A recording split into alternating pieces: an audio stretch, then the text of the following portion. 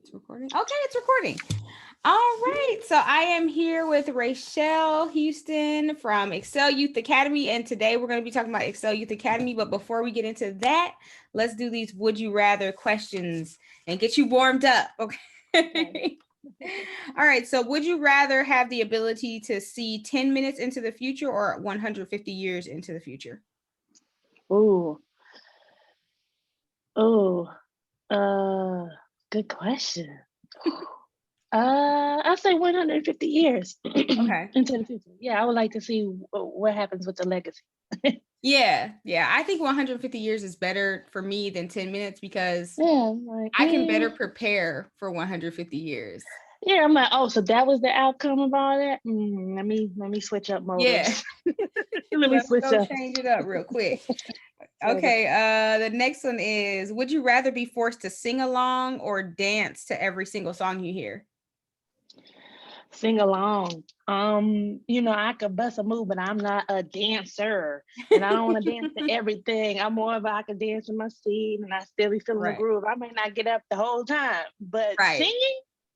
Now I sing like I have some vocals, but I can't sing worth the doggone. But I will sing all day. Okay. Yeah, I think singing, I'd be more comfortable with singing too. Dancing, I Yeah. definitely just have a little bop nowadays, Yeah. so I just. For you. Now I might do a little two-step, and don't let a stepping song get out there. I might actually show you I'm from Chicago, but Okay, other you're than from that, I'm like, Chicago? damn. Okay, nice. My husband and his family is from Chicago. They're from Yeah. Peoria, so. Okay. So yeah.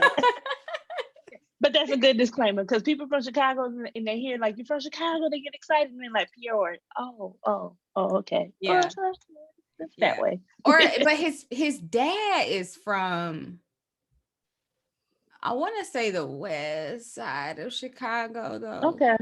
So Yeah, I my brother actually lives out west right now. Like I'm not a West Sider. okay.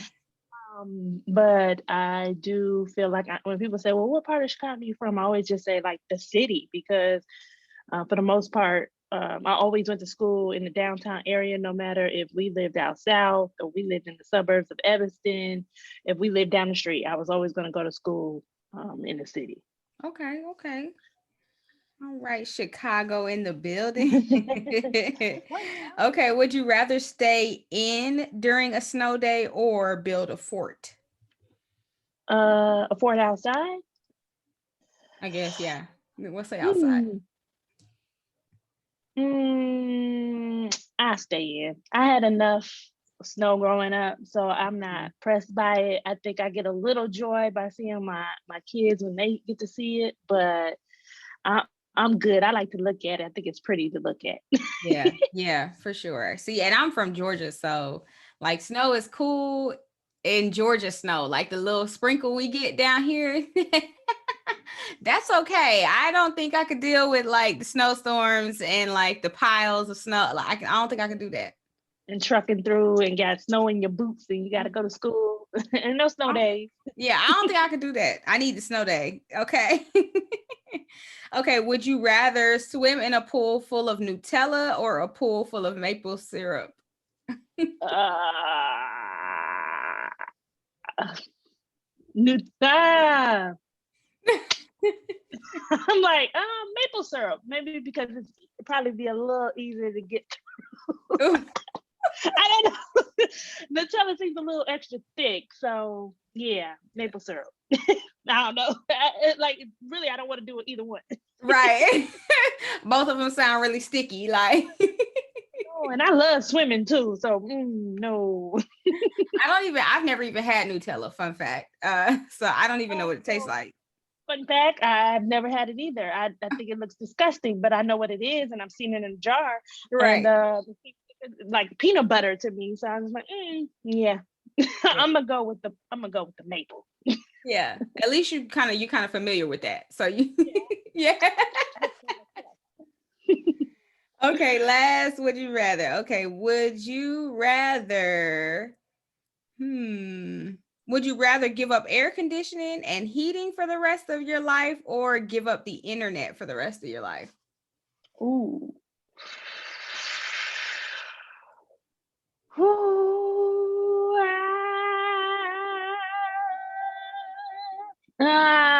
That's messed up.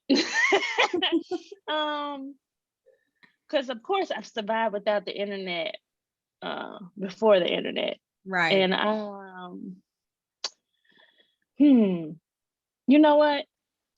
Give up heat and air just because, I do know growing up there was times where like, we didn't have heat and we made it work, Yeah. you don't have air, but you cool off. You know what I mean? Like if I gotta move to a different climate that doesn't get, Arizona hot, I'm gonna Right. make it work. But as the day and age I live in now, shoot, the internet be saving my butt in a matter of seconds. So I probably need to keep that one. I just adjust. Yeah. If you see me walking around half naked, it ain't because I'm selling it. It's because I ain't got no heat or air. Right. That's a hard one. I don't know if I can really answer that one because Yeah. I don't know.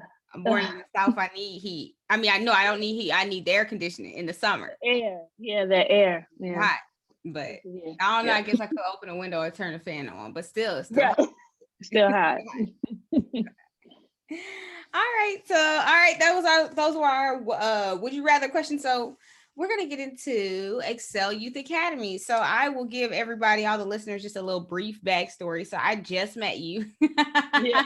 like a couple months ago at the Future Mountain Movers and the Camp Sinai workshop when we were out there with the planners and you had Mhm. sponsored the food and they were learning about hydroponics that day. So Correct. I overheard you talking about, or maybe you were talking to me, I don't know, about the story about your grandfather and how he got into golf. And I was like, wow, that's really cool. And then it just piqued my interest. I really wanted to know more about Excel Youth Academy. And I was Okay. like, I know I slid you my card and I was like, here, I got a podcast. So, so I appreciate Oh, you for coming on. But go ahead and introduce yourself and tell us about Excel Youth Academy. awesome. So, yes, I am Rachelle Houston. I am founder and executive director of Excel Youth Academy.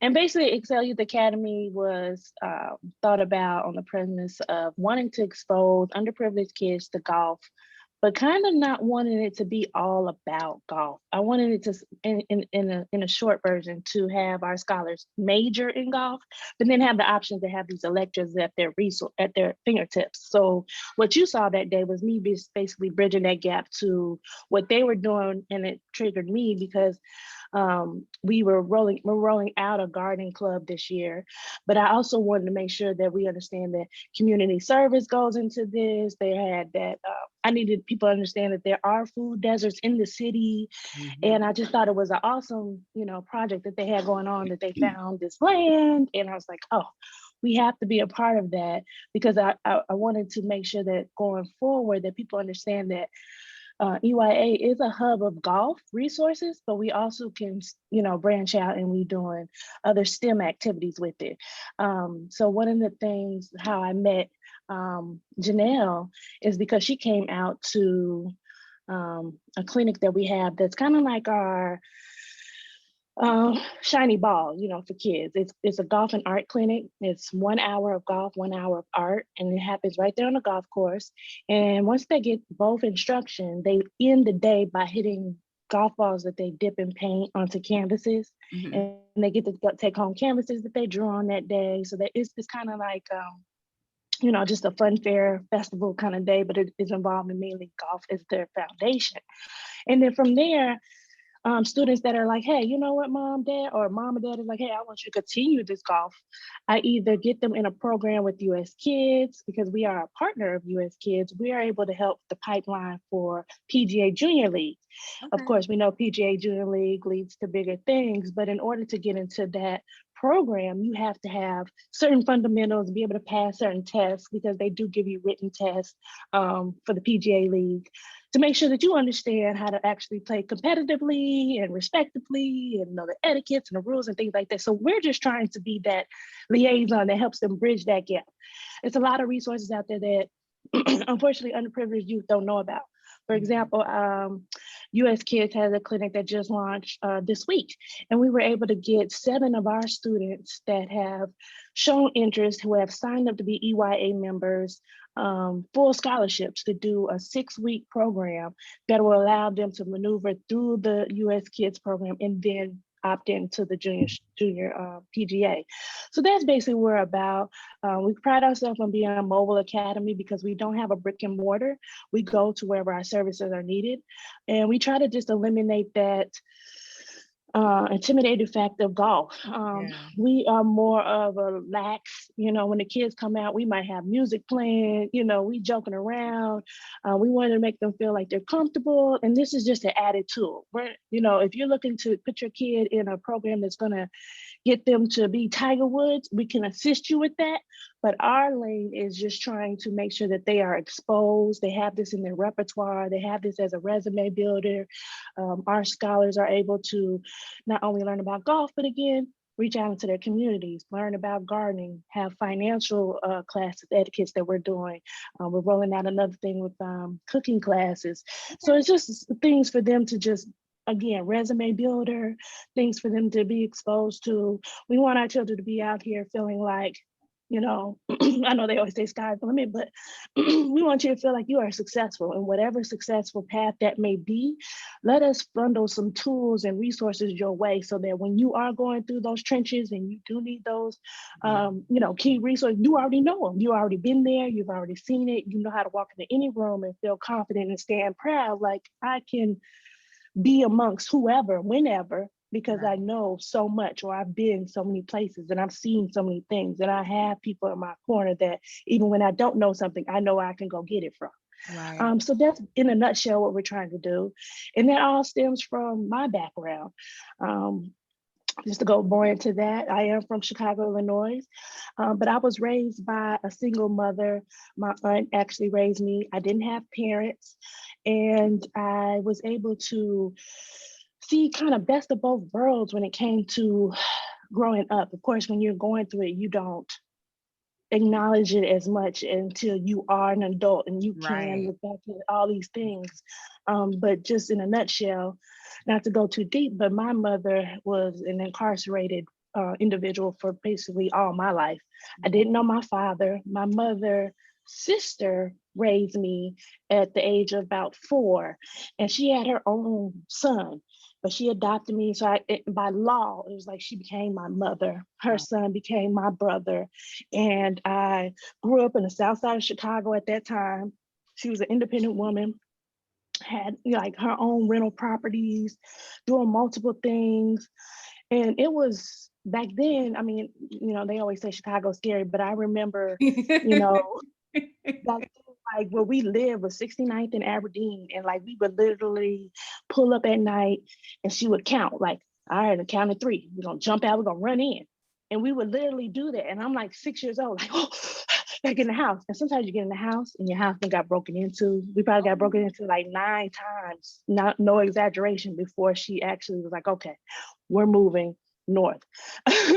And just seeing her struggles and just seeing her making sure that I and my brother had resources. Like, even though she didn't have the money, she always put me in things that we probably couldn't afford for that, like ballet, gymnastics.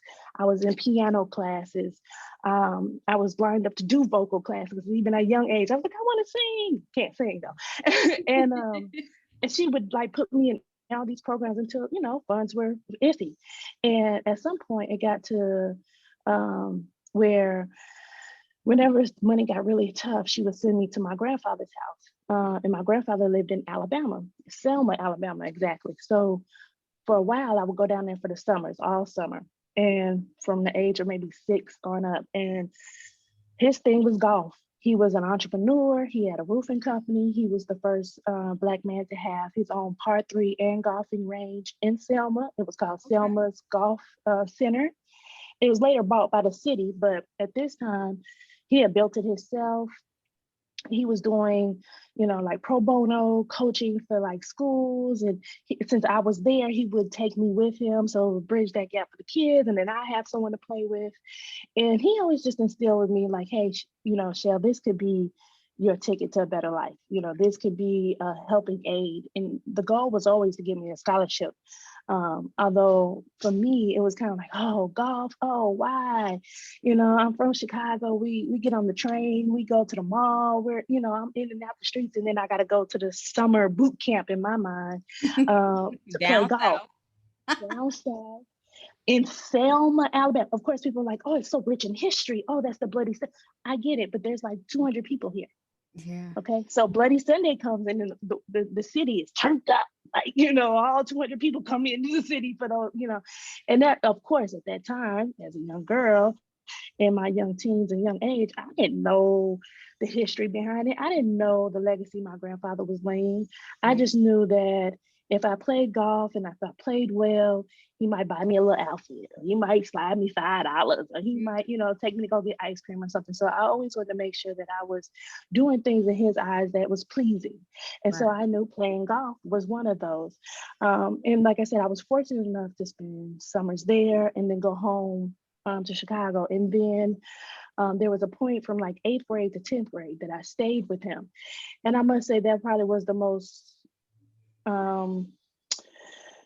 I wouldn't say, it was probably just one of the most detrimental times of my life where, it was paramount that he was in my life, because it was a strong male figure who loved me unconditionally, Right. who, even though I was coming from Chicago and struggling with my aunt, I would come down to Selma, and then we would travel and go to like Robert Trent Jones golf courses, or we'll go to Tennessee and play in these tournaments for 3-4 days.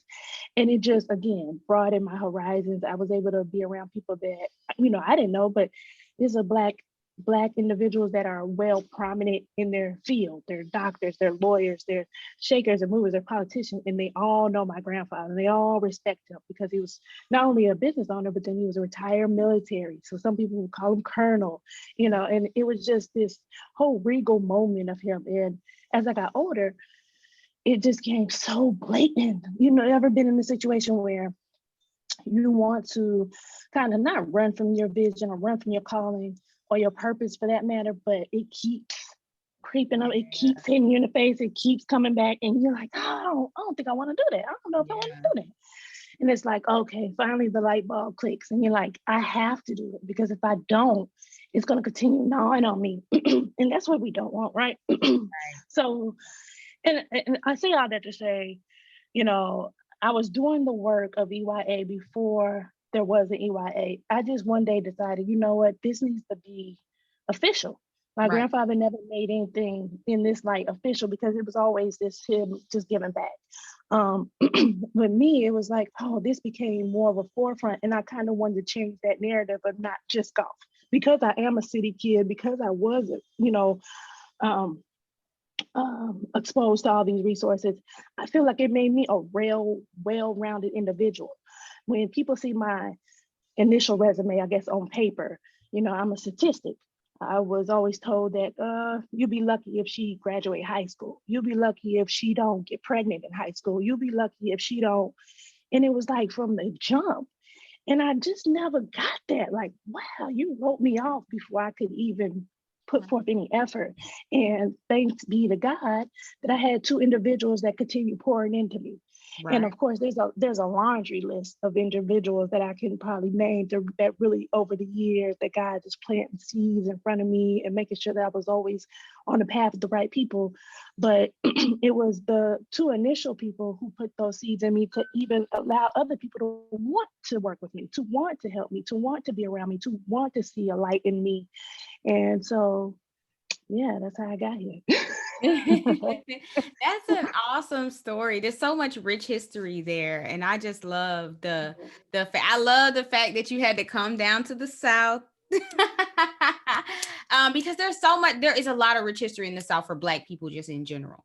So Yeah. I mean, it's like inevitable. that Yeah. you would experience that down in the South. That's awesome. So I do have a question. Like you mentioned, golf being intimidating, and I agree with that. Like so recently, well, a couple months ago, I did a photo shoot for Janelle and her family at a golf course in Atlanta. Oh, And nice. I've never played golf. I've never had an interest in playing golf.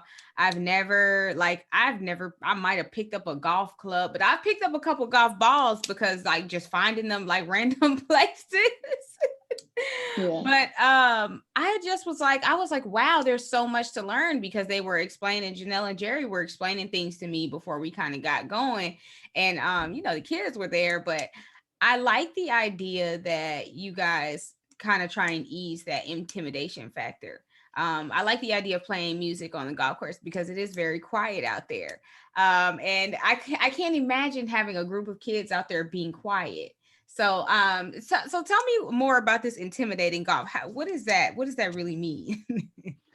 So for me, it means, a few things. So initially, when I started out, I didn't see any or very few minorities playing in the tournaments that were in my junior league. Now there was tournaments that my grandfather took me that his generation were playing in, and then it seemed like, I don't know if it was, NCAA, CP was out there or what, but when it was my turn to play in my junior league, there was either very few minorities, there was no girls.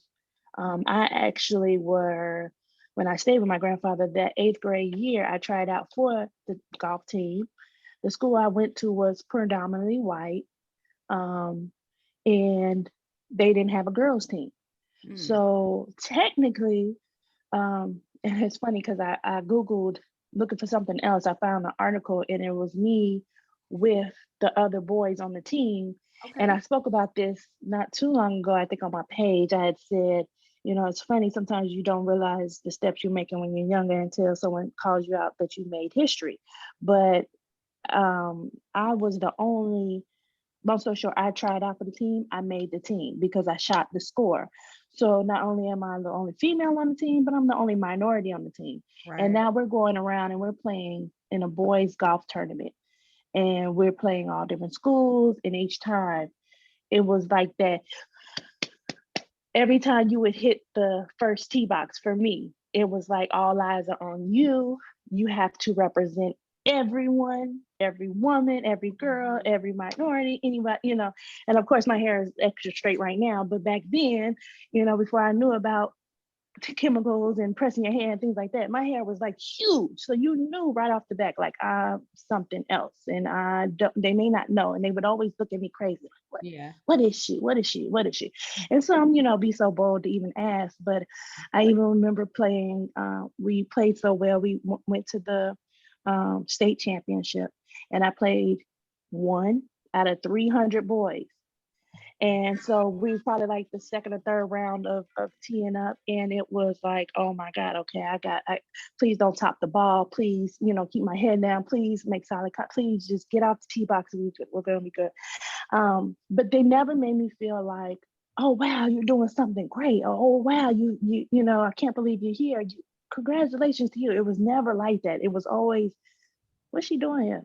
How'd she Yeah. get here? Why is she here? And what is it, versus, oh wow, she did the score, she made the point. And that was my beginnings. And then later, it became just evidently blatant. And my grandfather used to always say it, but again, as a child, you kind of didn't really pay attention. But then I found myself when I would go to, golf courses or play by myself or whatever case may be, you still get that. What is she doing here? Why is she here? Everybody's looking at you. You go to the range, they expect you not to be able to play. They expect you not to have your own clubs, let alone have actually gotten a golf scholarship, let alone, So even in like, for example, corporate America, after I've not played anymore and it's not even an interest in my thought at that time, I remember at a job and they were talking about this tournament coming up and they was like, yeah, whoever want to play, we can play, And I was like, oh, I might want to play. What? Like, no, we're trying to win. We're gonna win. We're trying to Oh play. And no. I was like, well, I play golf. I play golf. And they're like, what oh, what yeah, I play. I went on a school on a scholarship, and it's crazy to me because as soon as they hear that you've gone to school on the scholarship, which they have never, their Of course. whole body language changed, their words to me changed. Now they want tips. Now they want me to critique their swing in the office. I can't tell you how many jobs have switched interviews with me because at the bottom of my resume at the time, it might have said that I couldn't work or there was gaps because the NCAA rules won't let you work. And I remember, you know, interviews changing from a stuffy, dry eye conversation to, wait, you play golf. Oh, where do you play? Well, what clubs do you use? Do you have a ball that you represent? And it's like, wow, okay. And that's, it's like, well, do you want the job? You can have the job. Do you want the job? I'm like, you Right. don't even know if I'm qualified, but you saw that I could play golf. And that is another reason in 2400 why I had to make sure that our kids understood you don't have to even really be able to play. Just know how to talk about it, know how to go out there and be about it. And I say another reason why it's intimidating because when you do go out there, there's so many unwritten rules. It's not like I'm gonna go play basketball, take my ball, I'm gonna go shoot at the hoop, and if somebody plays me, they play. No, from the time that you walk on that course, especially when you are not, a typical white middle-aged man, Right. from the time that you get to that clubhouse, you need to know how to check in. You need to know how to pay your dues. You need to know where to walk. You need to know what door to come out of. You need to know, and if you were throwing someone into that and they already see the eyes on them, they already feel the tension on them, and they don't know what they're doing, Mm-hmm. mm, what's to say they're going to come back? They're not. They don't want to be there. They're not invited. And it sometimes is made evidently clear, and that's why I try to do those golf and art programs with music and the relax and make it more of a mixer for kids because it should be fun. It should be lax. It shouldn't be you're expected to know everything as soon as you hit this Yeah. pavement. One of the things EYA is coming out with in the fall is an online course, and Okay. it is basically just the first basic. It's a four level course, but it's the first levels of rules, etiquette, what to expect, do's and don'ts.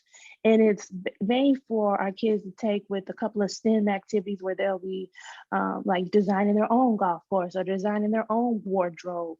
But it gets them just comfortable with the lingo. And if someone says this to you, what does that mean? When is your turn? When to play off? Because a lot of times, like I said, it's not about playing good or playing well. I'm sorry, it's not about playing well. It's just about knowing how to play. If Yeah. you know that this club is for that, if I know I need my bag, if I know how to get to the course, if I know how to check it, if I know where to go get my tea time, and I'm out there and I know how to be courteous to you on the course and say, I don't know how many times I would be out there with my grandfather and it's not common for you to get ready to tee off and somebody by themselves or another twosome may pull up and say, hey, you want to play? You don't want to say no because you're intimidated. Now, if you're working on your own game and you're trying to go pro in Tiger Woods and you need your mental head game on, then baby, go ahead. But if you are out there to hang out and enjoy the scenery, enjoy the day, and you don't mind company, take that company, take that extra twosome or that extra one on your route because by the end of that, you don't know who they are, what they can do for you. And I know they always say that things happen on the golf course, but a lot of times it happens at the playing field, as you're playing, from one hole to the next hole, because it's not a as soon as they walk up, oh, so what do you do? What do you do? Well, how can I help you? How can I help you? How can I? It's not like that. It's more of a, hey, you get to know them. How long you been playing? Oh, I like your swing. And it's in a natural conversation. That's how you win someone over. But, nobody wants to feel attacked or feel like they got to buy something or, they have a sales pitch. Like, Yeah. no, just, hey, oh, well, as you're talking, it comes out naturally and it will naturally flow. But you can't be in that meeting or you can't be in that group if you don't know how to get there. If you don't know the ones and twos of the etiquette, because you could hit the ball far, you could hit the ball under par, you could get great scores. But if you're, I don't know if we can curse, but if you're a butthole Oh yeah, You you can curse. no, This is I can mark it as explicit. It's all good. I'm like, nobody wants to play with an asshole. Yeah. And if you're a bad player, play bad fast. They still will play with you. They Right. still will want to rock with you because you understood, like, hey, I'm not a great player. I'm just out here enjoying my time, shooting the shit. And but I understand etiquette. So let me not hold you up. Let me understand pace of play. Let me understand who's up next on the tee box. Let me let you play it forward. And knowing those things will get you so much further than ever knowing how to get the ball in on this home part. A lot of times they don't even want you to play better than them. So it might be great that you can play better than them. You know what I mean? It so it's so many little tricks and trades to this game that has nothing to do with you going pro. And I just feel like a lot of our not even just our youth, but just our people in general don't know that game to play. You know, a few of us do, and that's great, and it's growing. I see it all the time. And now having this official nonprofit, I'm in so many groups, and it's a beautiful thing. And I never feel like we are too saturated in this lane because there's so much more work to do. When Yeah. you turn on the PGA, you got to weed through it to find somebody that looks like you. That's a Um, fact. so uh, I feel like this is something that is long lasting. I feel like there will always be a need, and people always ask me, well, there's so many other junior golf programs. There's so many. So what? I So what? and also I have yet to see a junior golf program like the one that you have. So I Exactly. That's how I feel about mine. But at the same time, even if I was doing the exact same thing as a first tee or anything like that, I feel like you bring you to the table, fact. and all these parents that have allowed me to maneuver their children in one way or another, whether they want to play golf, whether they needed a mentor, whether I hooked them up with a scholarship, because like I said, it's bigger than golf. It's all about making sure that that kid who had that interest, who was open-minded, who had that positive attitude, who wanted to add to their resume builder, making sure that they have all the things that they need to make them that well-rounded, successful individual. Right. And eliminating, is that you don't know what you don't know.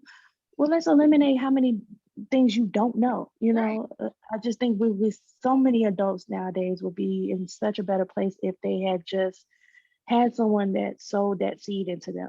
There's people who come from great backgrounds, both parents, mother, father, great jobs, head of household, all that good stuff, but no one was sowing any seed to them. So then they're out in the world just being, they're either selfish or, whatever their flaws may be.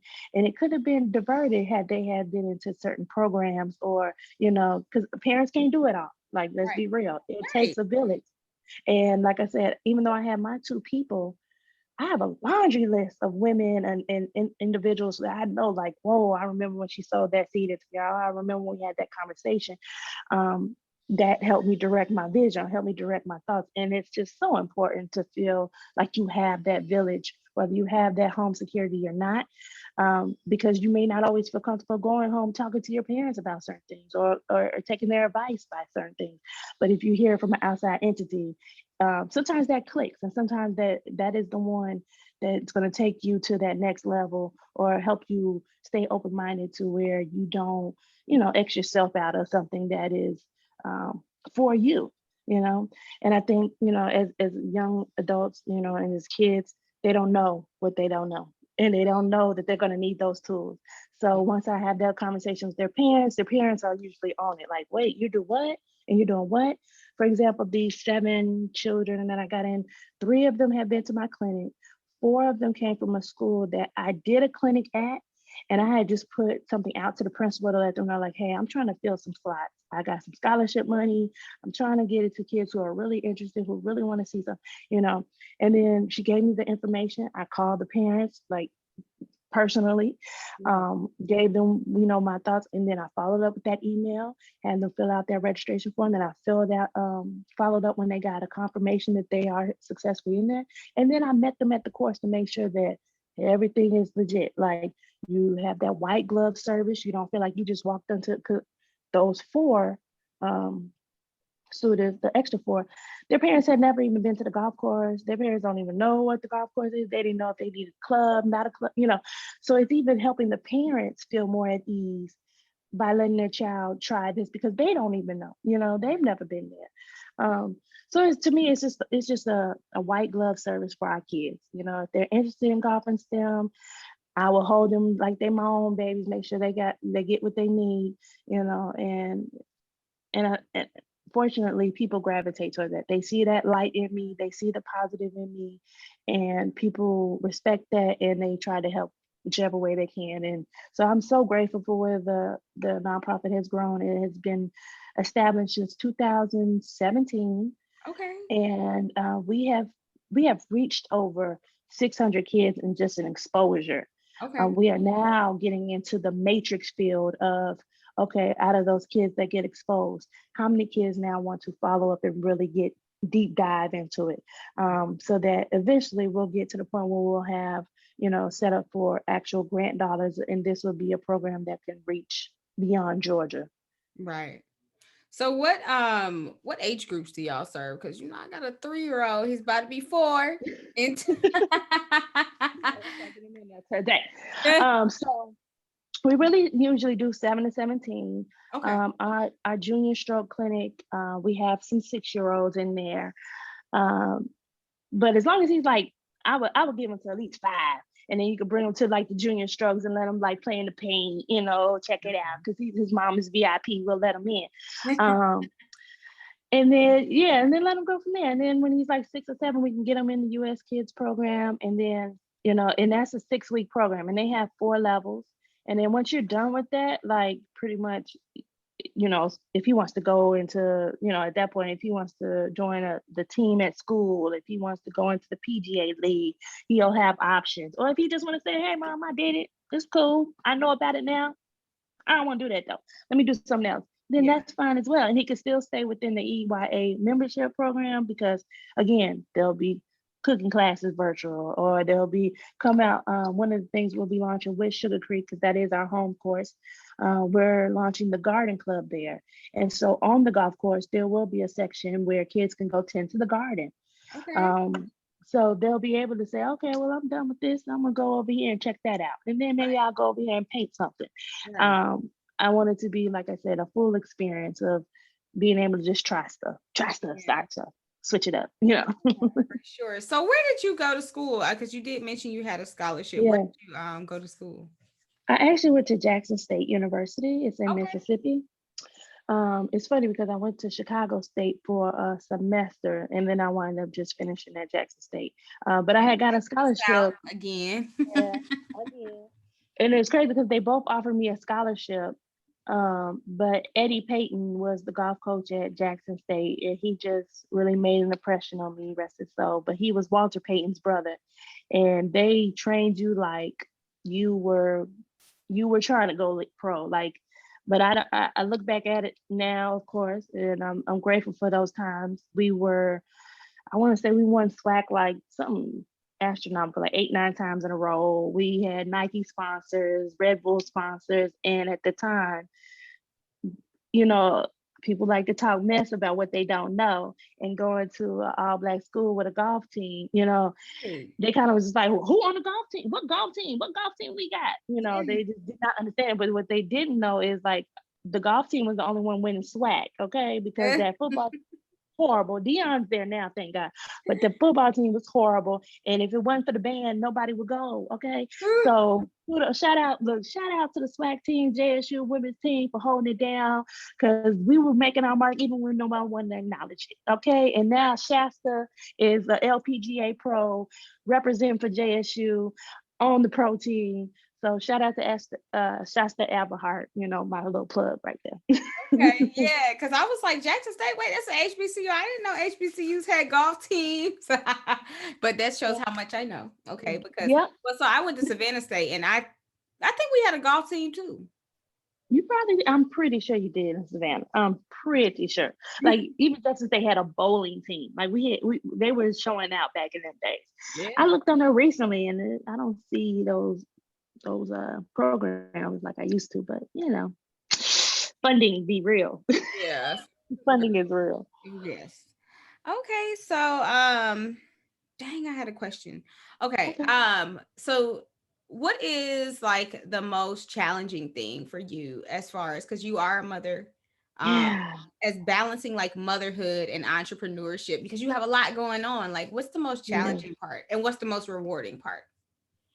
Um, I must say just staying organized. Okay. Yes. Because that is one of my I could do it for other people, but when it comes to me, it seems like I have so much going on. So sometimes, just slowing down is the hard part for me. Like, okay, what is it that I need to accomplish today? And then not being hard on myself when I've only accomplished being a mother today. When I say that, it's like, oh, I've just been a mother today. I should be doing so much more. And some people are like, oh my God, that's a job in itself. Yeah. But I'm just not the person that's like, all I want to do is be a housewife or all I want to do is be a house mom. That would drive me insane. Girl, me too. Um, and now that thank God he sets things up the way that he sees fit. I have a 14-month-old. Okay. So, I was working full time client account manager up until the pandemic. And I had just had my baby and I was coming back after my maternity leave. And I came back for maybe 3 weeks and we all was sent home. And then maybe 3 weeks later, like half or maybe more was, let go. And I was just like, you know what, Lord? You answered that prayer directly because I'm a type of person that I give 10 toes in. If I tell you I'm gonna, if I give you my word, and that goes for whether I'm in corporate America, whether I'm doing it for myself, or whether I'm just keeping my word to someone on podcast that I should be here yesterday and I wasn't. Like that plays on me. You know what I mean? That's, Yeah. like seriously, that's something. And while I was pregnant, the job that I was at, like I didn't feel like they gave any leniency for that. I literally was at work the day before I had to give birth, training people to do my job just because they waited till last minute. Wow. Um, and of course, my husband's like, man, forget that job. Don't go back.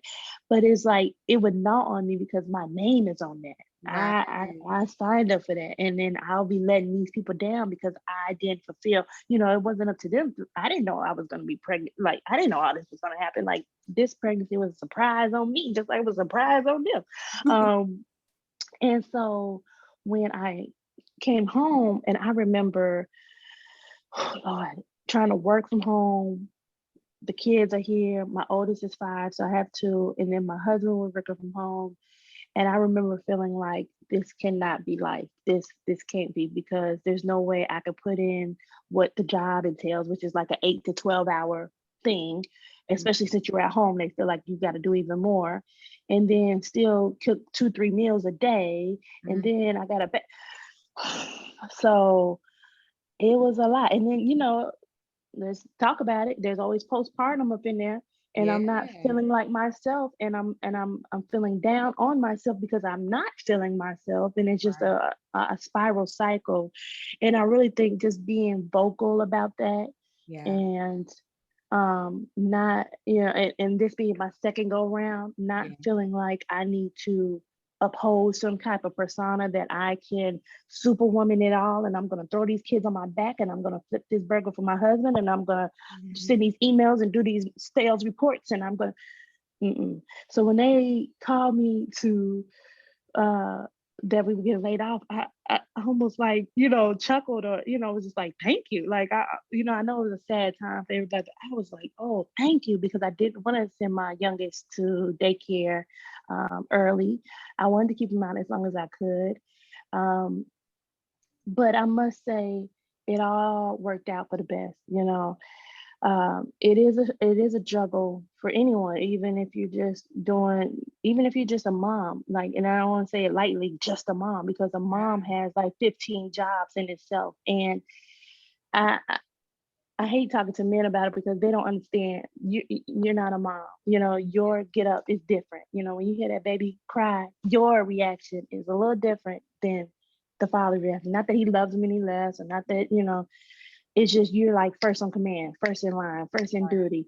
Um, and but in that same breath, I'm rewarded by that when, my child clings to me, or like my oldest, sometimes he comes and he gets in the bed with me in the morning, like right before he got to go to school. Like he just wants to lay with me alone, and he'll say randomly, "Mommy, I just love you," or "Mommy, I just want to hug you. I just want to give you a hug, Mommy." Yeah. Those are those rewarding moments that I know, like, hey, even though I'm sometimes spinning, my head cut off, and I feel like I'm not doing enough or I need to do more, they see your efforts, they reward you in their own way. And then I make sure that I get a little me time. Yeah. So, even if that's just me going outside for a walk, or, luckily I do have a good baby where if I put him down at 8 o'clock, he will stay down till tomorrow at 8 o'clock. That's good. These are my hours to work. So when people are like, "Oh, let's chat, let's talk," I'm like, hit me up. If you can hit me up after 8 o'clock, that'd be great. Yeah. If you need to do something, because then I have my free time, and I'll stay up till maybe, 11, 12, depending on how long my eyelids will stay up. But I feel rewarded when I have done all that I can for the day, that I've worked on my vision, my purpose. I Mhm. have to touch that every day. Um, Even if it's just doing something on my phone, on Canva, or putting out some posts, Yeah. because as a small entrepreneur, you are your own machine. You are the editor, the social media, the marketer, Yeah. you know, and although I always come in a very humble way, and people sometimes ask, "Oh, what do you do with you?" I serve EYA, I serve, because in my mind, I am serving the people that I touch through this organization. And it's so rewarding when I have a parent or a child give me feedback. Or, for example, the other day I had some random person on social media did a whole raffle for EYA, Okay. and they raised $600. Okay, random person in California. So much so that, he did a live reveal who won the raffle. And, I joined the live and we talked, and he was like, "I just wanted to support EYA and all that you all are doing, and the mission that you have going on. I heard about your mission through one of the sponsors that we have, which is Trap Golf." Yeah. And I got my trap he was golf. like, yeah, he was like, "I heard about you guys and I had the support." And I was just like, wow. Like, waking up to seeing that one day was super random. Nobody told me it was gonna happen. And even though it was happening, I still didn't think like he gonna send me some money. Like, he don't know. Sure enough, as soon as the raffle was over, he sent it.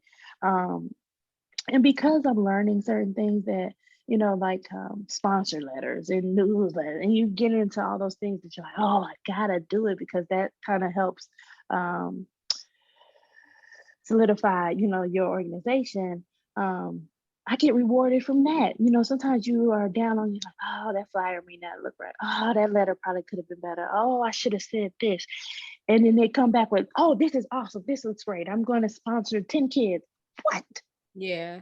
I should have did that better. Yeah. Like, but I'm just hard on myself, and you just don't know, again, what you don't know. And you think everybody out here got their stuff together and they A1, they polished, they look good because social media telling you they do.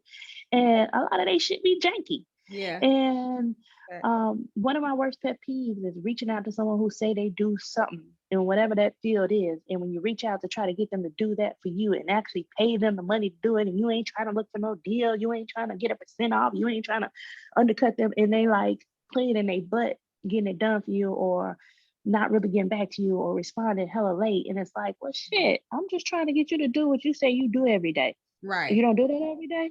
Oh, Right. because you work for AT&T or Comcast, or you're a lawyer, or whatever the job may be. Like, I think it's super dope if you could say, "Yo, I have a real 9 to 5. I do this on the side. So if you can give me, 2, 3 days to get back to you, or if you can give me a week, or hey, I got stuff on," just communicate. That Yeah. is one of my worst pet peeves. Because communication, is your world. Your attitude, the way that you put it out, the way that it's received, the way that you get stuff back, the information.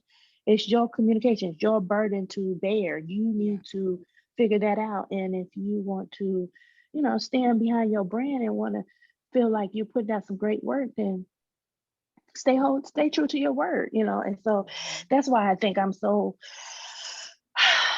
extra when it comes to my work and my pride, because it is my baby. And I Yeah. always want to put my best foot forward. And I always want people to see the best of the light. And, and thanks be to God that even when I'm short, people see my heart and they know, like, okay, I'm still going to do it with you, or I'm still going to, help you over that goal or help you with the finish line. Um, like I said, it's one of those things that even when I tried not to do this, I was really going to climb the corporate ladder. I was really like doing some other things. I was going into like network, Mm. technology, and I was like, yeah, I'm going in that field. But when I tell you your calling, your vision, your purpose is going to keep pounding you until you do it. And it is the most rewarding thing. I can stay up to 3, 4 in the morning if need be and only, maneuver off of 4 hours of sleep, but I feel fulfilled. I feel happy. I feel on the right path. I feel the light. And things just are, even when I'm starting to feel like maybe this is not right, something else happens that makes me know, like, oh, nope, nope, nope. Keep going, girl. And then you get so far in it, you can't go back. And Yeah. that's where I am now. I'm so deep in it. There's no turning back. It's Yeah. only up from here. Yeah, that's awesome. I think that balancing like motherhood, like me, I am the open person with people when they're asking me about like the podcast, and then I also read audiobooks. And recently I had to put photography down to kind of focus more on all of this, but I have my 9 to 5, and my 9 to 5 is very time consuming because I am there 3 days a week. I am in the building and I'm there for 8 hours a day. So and then when on Mondays are like a toss up because I'm working from home, but it's like calls and Zooms and all of this stuff. So it's like, I need you to give me some time to get this done. I will look at my schedule. I will get back to you later. I don't ever even give people a date sometimes. I'll be like, let me get back to you in a couple of days. Like, Yeah, okay. that sounds great.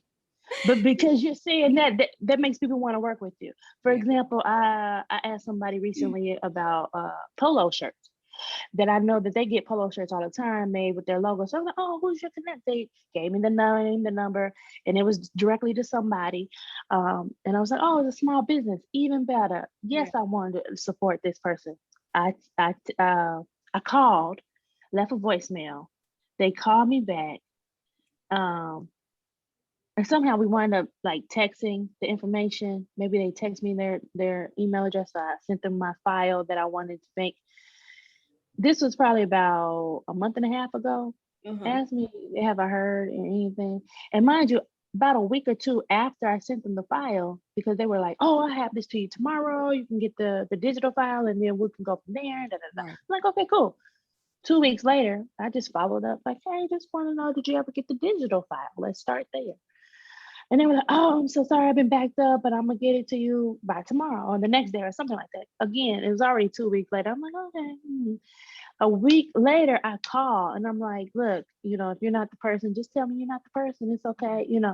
And they were like, oh, I had a pipe burst at my house. It's been a whole ordeal. I get that. I totally get that. Had you had text me like, hey, pipe burst, I'm gonna be out of commission for probably about a month. I don't even know. Let me you might need to go somewhere else. I would love to work with you, but right now Yeah. it's not the time. I'd be like, cool, I'll go get a few days somewhere else. And I will still come back to you because I want to work with a small individual. I want to give my money to the person that I see, when I pull up. That's awesome that I know that my money's going directly to feed your people. Yeah. Like, please let me do that. But they were like, hey, I'm a pipe burst, give me a week or so. That was probably a month ago. I just let the person know who gave me that information, like, hey, I tried to really work with that person. Like, it ain't been really too good. And they were like, look, move on, because they be fugazi. I'm like, dang. Yeah. And I hate that because, again, it could have been something that I could have always been working with you. I'm always going to need these shirts. I'm always going to need this business. And it could get bigger. And I would love to just get it from one person. But, you know, que sera, sera. Right. It is what it is. It Like, is what it is. that is what it is.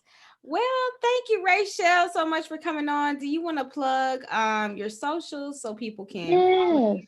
you and get in touch? So, yes, plug in at excelyouthacademy.com. And you can check us out on Instagram as EY Academy. It's also EY Academy ATL on Facebook. And my personal handle is RL Houston. Houston, like Houston, Texas. Yeah. Well, thank you so much for coming on, and I am looking forward to everything that you're gonna have going on in Likewise. the future. And yeah. Likewise. And let me know when you get back into the photography realm. I need me some photos on the golf course too. Oh yeah. I will. I will. I'm looking at May. I should be done with these audiobooks. I'm reading 5 audiobooks right now for Yeah. so I should be done with all of them by mid-May. Are But you reading them just for your own purpose knowledge, or is there a reason that there's these five? no, I'm narrating. I should say that. I'm narrating. Oh, I am the voice of oh, the book. I can't get money some other ways. Okay, okay, Yeah. I see you. I love it. I didn't even think that is mind blowing. Awesome sauce. I love it because I'm like, okay, she's reading five. Like you ain't doing it simultaneously, girl. What you? No, What? no, What? and I always say that, and people are always like, "So you're reading the books?" And I always have to correct myself, like I'm narrating the books. I'm so sorry. I Narrating. book. Right, because you're like, I'm reading the audiobooks. I'm like, but they audio. Right, because I mean, because I am reading them, like I have to read the word. You do. You do. But I got you I'm now. narrating them. I'm narrating the audiobooks. Well, thank you so much for having me on. I really appreciate our chat time. And I know we'll circle back around and be seeing each other on more projects, but I wish you well in everything you do. And thank you for having me on this evening. Thank you. Thank you. Wait, don't hang up yet.